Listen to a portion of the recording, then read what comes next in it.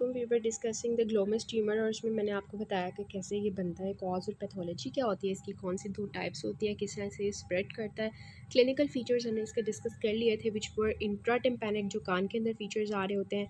इसके अलावा हमने पॉलिप्स वाले फीचर्स पढ़ लिए जो कि इन केस ऑफ हमारे पास जो टाइप होती है ग्लोमस टिम्पैनिकम उसमें बनता है।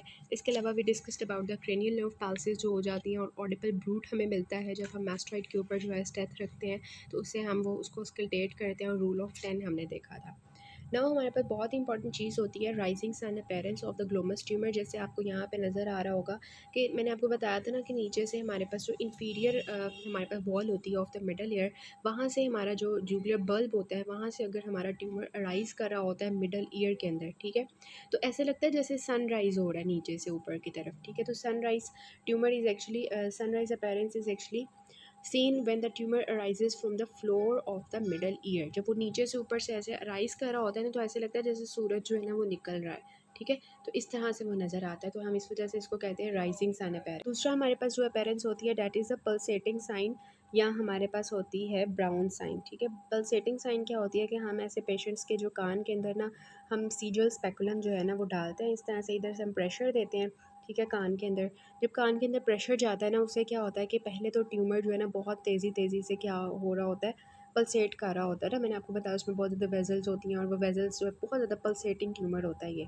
लेकिन जब हम प्रेशर अप्लाई करते हैं ना, तो वो जो ट्यूमर होता है ना उसकी जो वेजल्स होती है ना वो ब्लैंच कर जाती है, मीन्स दैट उनके अंदर ना उनका कलर लॉस होना शुरू हो जाता है। वो पहले रेड थी ना, अगर ठीक है रेड थी ना, तो अब क्या होगा जब हम प्रेशर अप्लाई करेंगे तो वो ब्लड रुक जाएगा ना एक किस्म का, तो वो प्रेशर जब अप्लाई होगा तो वो ब्लैंच होना शुरू हो जाएंगे, मीन्स दैट उनका जो कलर है वो हमारे पास थोड़ा सा पेल होना शुरू हो जाएगा। This is known as the pulsating sign या ब्राउन साइन। और जैसे ही हम सीजल स्पेकुलम जो है उसको उतारेंगे, मतलब प्रेशर रिलीव करेंगे, तो साथ ही वो दोबारा से पल्सेट करना शुरू हो जाएगा। This is known as the pulsating sign और द ब्राउन साइन, ठीक है। तो आपने याद रखना है। देखिए कितना जो है वास्कुलर ट्यूमर है, और यहाँ से अगर ये स्पॉन्टेनियसली ब्रेक कर जाता है या हम कुछ अंदर वो करते हैं, ठीक है, बायोप्सी वगैरह करने लगते हैं, जो कि हमने नहीं करना, ठीक है। बायोप्सी कॉन्ट्रा इंडिकेटेड होती है अगर हमने इसकी आइडेंटिफिकेशन करनी है ट्यूमर की। तो अगर हम इसको छेड़ते हैं तो बहुत ज़्यादा ब्लीडिंग होना शुरू हो जाती है, एक्सटेंसिव ब्लीडिंग होना शुरू हो जाती है, क्योंकि वेजल्स इतनी वीक होती है ना इसकी, और उसकी वजह से जो है ना ये बहुत ज़्यादा ब्लीड करता है। तो नेक्स्ट इज़ कि हम इस ट्यूमर को जो है वो डायग्नोस कैसे करेंगे। तो सबसे पहले we have the CT scan, और याद रखना है सीटी स्कैन हम क्यों करवाते हैं, ताकि हम डिफ्रेंशिएट कर सकें फ्रॉम द ग्लोमस टिम्पैनिकम को ग्लोमस जुगलारे को से, ठीक है। आपको पता है जुगलारे जो होता है वो नीचे से राइज करता है, और जो हमारे पास होता है और ऊपर जो है थोड़ी सी बोन होती है हमारे पास, ठीक है। और जो हमारा होता है टिम्पैनिकम वो एक्चुअली हमारे मीडियल वॉल से अराइज कर रहा होता है। जब हम सीटी स्कैन करते हैं तो आपको पता है हमारी जो बोन्स होती हैं वो विजिबल हो जाती हैं। तो अगर हमारा जो है ट्यूमर यहाँ से अराइज कर रहा होगा टिम्पैनिकम से, तो हमें ये बोन दरमियान में नज़र आ जाएगी कि वो उनको सेपरेट कर रही होगी, और पता चल जाएगा कि ये जी हमारा है टिम्पैनिकम वाला। और अगर हमारा ट्यूमर नीचे से अराइज कर रहा होगा तो वो बोन उसको जो है वो डिस्टिंग्विश कर देगी, ठीक है। बोन विजिबल होगी ना, तो उससे हमें पता चल जाएगा कि ये ट्यूमर किसका है, ये प्रोमोटरी से राइज हो रहा है या नीचे से जुगुलर बल्ब से राइज हो रहा है। तो डिस्टिंग्विश करने के लिए हम सीटी स्कैन करवाते हैं। एमआरआई जो होता है ना, एमआरआई, ठीक है, ये आपको पता है सॉफ्ट टिश्यूज़ को देखने के लिए, हम एक्सटेंट ऑफ ट्यूमर को देखने के लिए करवाते हैं। और अगर हमने अच्छा प्रोग्नोसिस करना है, अच्छी जो है हमने डायग्नोसिस करनी है, तो उसके लिए हम सीटी स्कैन प्लस एमआरआई करवाते हैं, ठीक है। फिर होता है हमारे पास 4 वेजल एंजियोग्राफी, मीन्स दैट वो 4 वेजल जो हमारे ब्रेन के अंदर एंटर हो रही है ना, उन सब जो हमारे पास वेजल्स हैं उनकी एंजियोग्राफी करते हैं, उनको देखते हैं कि वो ठीक है कि नहीं, ठीक है। वो मैं भी आपको दिखाती हूँ कि वो कौन सी होती हैं। उनकी एंजियोग्राफी करते हैं, उनकी जो है वो देखते हैं कि कितनी वो ख़राब है, ठीक है, क्या है, ठीक है। उसके बाद हम ब्रेन परफ्यूजन करते हैं, फ्लो स्टडीज़ करवाते हैं, ठीक है। इसमें ये बात होती है कि देखिए अगर फॉर एग्जांपल ये हमारे पास एक साइड की इंटरनल कैरोटिड आर्टरी थी और ये हमारी दूसरी साइड की इंटरनल कैरोटिड आर्टरी थी, ठीक है। तो हमने जी है इधर हमारा ग्लोमस ट्यूमर इस साइड पे है, ठीक है।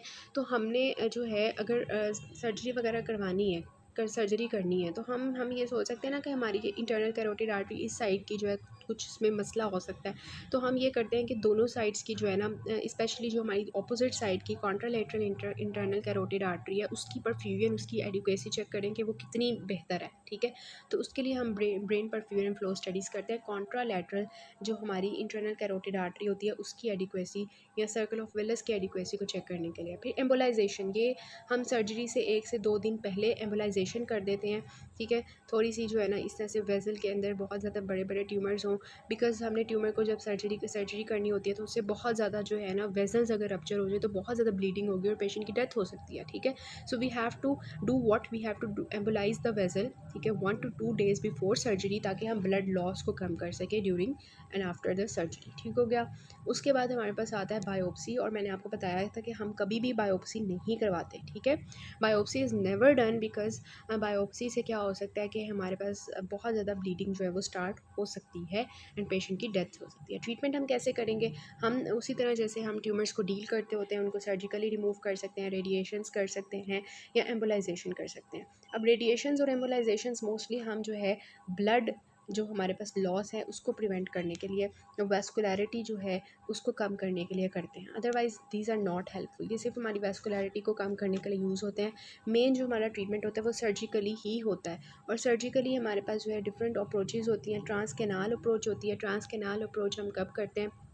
जब जो है हमारा ट्यूमर जो है वो पूरी हमें टिम्पैनिक कैविटी में नज़र आ रहा है, मीन्स दैट मिडल ईयर के अंदर ही है, इर्द गिर्द नहीं फैला हुआ, सिर्फ हमारा पूरा इंटायर सर्कमफ्रेंस हमें जो है वो मिडल ईयर में नज़र आ रहा है। तो हम जो है एक्सटर्नल ऑडिटरी कैनाल से जाके जो है ना ट्रांस कैनाल अप्रोच से जाते हैं और वहाँ से ट्यूमर को एक्साइज कर लेते हैं। दूसरी हमारी होती है हाइपोटेम्पैनिक अप्रोच, मीन्स दैट कि हम जो हाइपोटेम्पनम होता है उसमें से जो है ना जाते हैं। ठीक है, और ये उस केस में होता है जब आपने याद रखना है कि जब आपके ट्यूमर जो है वो हाइपोटेम्पनम में है लेकिन आपके मैस्टॉइड को उसने इन्वॉल्व नहीं किया।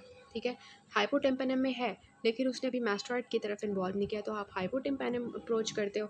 अगर तो आपका जो ट्यूमर है वो मैस्टॉइड तक चला गया है लेकिन अभी तक उसने जूगुलर बल्ब को नहीं इन्वॉल्व किया, तो तब आप क्या करते हो? आप फेशियल रिसेस जो होती है उसकी अप्रोच करते हो। Facial recess is actually kind of recess होती है ऐसे डीप सी।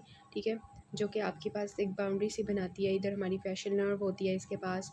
ठीक है, अंदर की तरफ इधर कॉर्डा टिप बनाई होती है और इधर फेशियल रिसेस सी बनी होती है। वहाँ पे एक्चुअली जो है हम वहाँ से अप्रोच करते हैं उस केस में जब मैस्टरॉइड के अंदर ट्यूमर गया हुआ है, जूगुलर बल्ब को इन्वॉल्व नहीं किया हुआ। मैस्टरॉइड नेक अप्रोच हम तब करते हैं जब हमारा ट्यूमर जो है वो इंटरनल कैरोटिड आर्टरी को उसने इन्वॉल्व ना किया हो। ठीक हो गया। और जो हमारे पास इंफ्रा टेम्पोरल अप्रोच होती है वो तब हम करते हैं जब हमारा ट्यूमर बहुत ज़्यादा बड़ा हो। ठीक है, लार्ज ट्यूमर हो। फिर ट्रांसकोंडाइलर अप्रोच होती है, ये हम तब करते हैं जब हमारा ट्यूमर जो है वो फोरामेन मैग्नम तक पहुंच गया हो। ठीक हो गया। सो इस तरह से आपने याद रखना है कि सबसे पहले आपकी जो ट्रांस केनाल अप्रोच है, ठीक है, ट्रांस केनाल अप्रोच है, वो तब आप क्या करेंगे? जब हाइपोटेम्पनम में हमारा ट्यूमर गया हो। फिर हाइपोटेम्पनम अप्रोच आप कब करोगे? जब आपका सॉरी ट्रांस केनाल अप्रोच हम तब करते हैं जब हमारा ट्यूमर जो है वो उसका पूरा सर्कमफ्रेंस हमें नज़र आ रहा है मिडल ईयर में। हाइपोटेम्पनम अप्रोच कब करोगे? जब हमारा ट्यूमर हाइपोटेम्पनम में है लेकिन उसने हमारे मैस्टरॉइड को इन्वॉल्व नहीं किया। ठीक है, फिर आप थर्ड अप्रोच करते हो फेशियल रिसेस अप्रोच।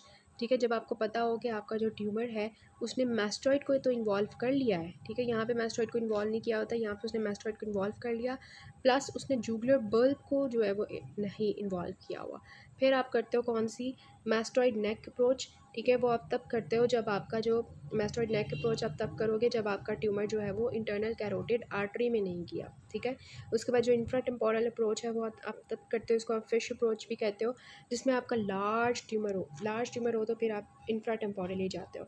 और ट्रांसकोंडाइलर अप्रोच आप तब करते हो लास्टली जब आपका ट्यूमर जो है वो फोरामेन मैग्नम में चला गया हो। ठीक है, फोरामेन मैग्नम में चला गया हो तब आपने करना होता है।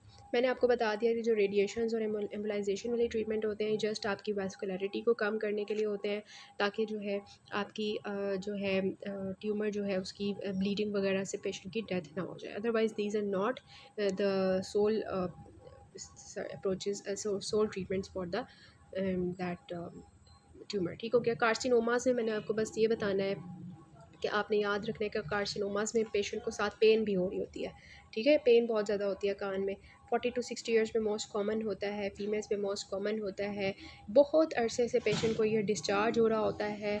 ठीक है, और जो है कार्सिनोमास में जो है मोस्टली आपका क्या होता है कि ये हमारे जो है स्क्वेमस भी हो सकता है, एडिनो कार्सिनोमा भी हो सकता है, लेकिन मोस्ट कॉमन आपका स्क्वेमस सेल कार्सिनोमा होता है ऑफ द मिडल ईयर। ठीक हो गया। उसके बाद स्प्रेड ऑफ ट्यूमर इन्होंने बताया हुआ कि ट्यूमर आपका कहाँ कहाँ जा सकता है। ऑब्वियसली इर्द गिर्द के सारे स्ट्रक्चर्स में जा सकता है। ठीक है, ये सारे हमारे यहाँ पे ये सारे जो है इनको इन्वॉल्व कर सकते हैं। नॉट सो इम्पॉर्टेंट, आपको खुद भी पता होना चाहिए हमारा ट्यूमर कहाँ कहाँ जाएगा। ठीक है, अब ये सिमुलेट कर रहा होता है क्रोनिक सपोरेटिव ओटाइटिस मीडिया में, बिकॉज इसमें पेन भी हो रही होती है, इसमें ये डिस्चार्ज भी हो रहा होता है, इसमें बहुत से ऐसे साइंस होते हैं जो कॉमन होते हैं हमारे क्रोनिक सपोरेटिव ओटाइटिस मीडिया से। ठीक हो गया। क्लिनिकल फीचर्स इसके देखें, फाउल स्मेलिंग डिस्चार्ज। ठीक है, आपने कहाँ पढ़ा था, टीको एंट्रल टाइप में पढ़ा था ना। तो देखें यहाँ पे देखें डिस्चार्ज फाउल स्मेलिंग हो रहा है, तो हमें ऐसे लग रहा है जैसे पेशेंट को जो है टीको एंट्रल हुई भी है। इसके अलावा पेशेंट को बहुत ज़्यादा सीवियर होती है रात के टाइम पेन। ठीक है, फेशियल पाल्सी हो सकती है ऑब्वियसली, फेशियल नर्व को अगर इन्वॉल्व करता है, ग्रैनुलेशंस या पॉलिप्स बने होते हैं। एक और चीज़ हमारे पास 3 चीज़ें आ गई क्रॉनिक सपोरेटिव ओटाइटिस मीडिया से रिजेंबल करने वाली। एक फाउल स्मेलिंग डिस्चार्ज है, पेन है, और पॉलिप्स या ग्रैनुलेशंस बने हुए हैं। ठीक है, ये हमने तीनों चीज़ें पढ़ी हुई हैं उसके अंदर। और हेयरिंग लॉस, प्योर वर्टाइगो हो रहा होता है।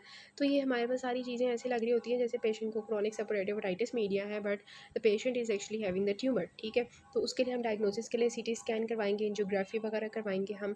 ठीक है, क्लिनिकल एंड रेडियोलॉजिकल एग्जामिनेशन जो है उससे भी हम कर सकते हैं। लेकिन ये देखें यहाँ पर डिस्टिंग्विशिंग पॉइंट है, हमने देखा था ग्लोमस ट्यूमर में हम बायोप्सी नहीं करवाते, लेकिन यहाँ पर definitive diagnosis is made only on biopsy. ठीक है, तो ट्रीटमेंट हम कैसे करेंगे, वही हो गया, सर्जरी से कर देंगे, रेडियोथेरेपी कर देंगे। ठीक है, और वो सारा जो हमारे पास होता है ट्रीटमेंट, ठीक है, उससे करेंगे। रेडियोथेरेपी जो होता है वो हम जो है तब करते हैं जब हमारी जो है इन्वॉल्व किया होता है ट्यूमर ने हमारी नर्व्स को। ठीक हो गया, या हमारी जो है क्रेनियल कैविटी में या नेसोफैरिंक्स में चला गया। अब सार्कोमाज हमारे पास होते हैं। रेब्डोमायो सार्कोमा मीन्स दैट कि हमारे कुछ मसल्स का ट्यूमर होगा, तो उसमें हो जाएगा। और इसमें एक चीज़ याद रखिए कि फेशियल पाल्सी के साथ पेशेंट प्रेजेंट कर रहा होता है, और इसकी प्रोग्नोसिस बहुत ज़्यादा पुअर होती है, और रेडियोथेरेपी वगैरह से हम इसको ट्रीट करते हैं। अदर सार्कोमाज हमारे पास हो सकते हैं, वो हमारे ऑस्टियोसार्कोमा हो सकता है, फाइब्रोसार्कोमा, कॉन्ड्रोसार्कोमा होता है, लेकिन रेयर होता है।